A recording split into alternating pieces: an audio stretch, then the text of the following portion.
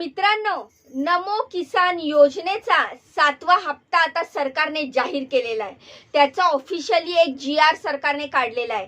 कारण काय झालंय माहितीये का, तुमचा जो नमो शेतकरी योजना जी होती ती साधारण PM शेतकरी योजना होती।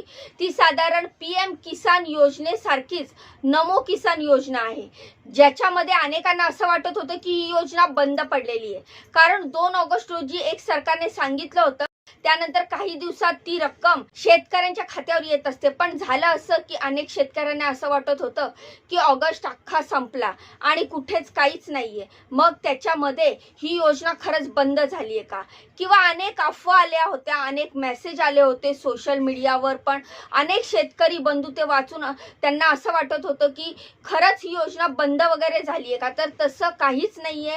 नमो शेतकरी योजनेचा जो 7वा हप्ता आहे, त्याची जी 7वी इन्स्टॉलमेंट आहे ती आता आलेली आहे आणि त्याचे पैसे कधी येणार आहे याचीही तारीख आता डिक्लेअर झालेली आहे।